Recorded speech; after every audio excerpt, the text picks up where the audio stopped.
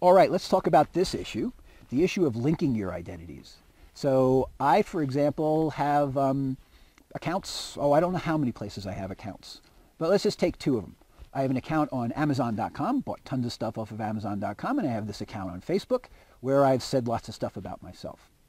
Can anybody get my Amazon.com stuff, put it together with my Facebook stuff, and say, oh, this is Bob and this is Bob, let's put them together? And how would that happen?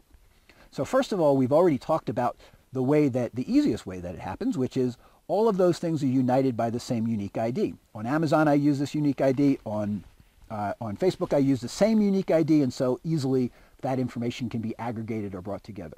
Well, of course, that's not the case. Amazon has their own system. Facebook has their own system, so those two things won't come together.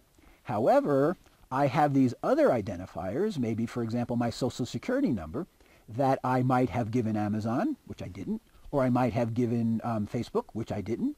But if I had, then I have an identifier that links those two identifiers. So the Bob on Amazon and the Bob on Facebook are linked together by this overall or bigger or larger identifier. And so, if that was the case, then Amazon and Facebook could get together and say, hey, we both know that this is the same person, let's put them together. Or what's more likely, Amazon can sell data about me to company X. Facebook sells data about me to company X. Company X realizes that there's some kind of way of identifying me across those and links those together and begins to make an Uber picture of me. Now this is not theory. This is what actually happens on the web. People sell your data. People collect data about you. They sell it to each other. It becomes available in some way or another. Sometimes it gets hacked. And if there's personally identifying information, things that could be literally tied to you between those two bits of information that came from A and B, they will be tied together by somebody very smart who has the tools to look deeply into the data that's collected by different people on the web and brought together into a single profile of you, and then used for whatever they use it for. Usually it's used to target advertising to you. So that's one way that we bring things together. Another thing that I want to bring to your attention is that sometimes the thing that links you is not text. Sometimes the thing that links you is an image.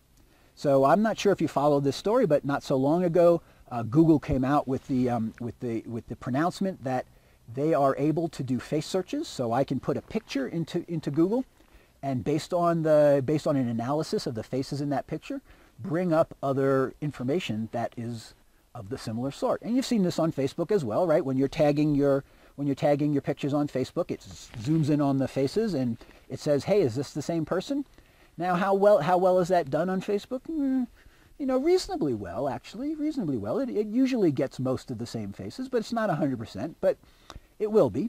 And so what I want to say is that it's not just IDs, or what I want to say actually is that your face is an ID. And the ability to recognize your face, as I'm sure you've heard in many different places, is getting better and better. And so your image, even if you have your image in two places, that might be the key to linking your profiles and your identities together. Okay, so lots of different bits and pieces of your identity scattered about the web. Lots of people out there who are very interested in bringing them together, aggregating them, and linking them all into one Uber identity.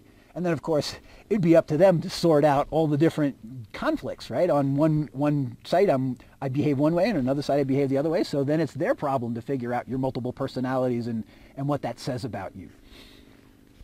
Okay, linking you.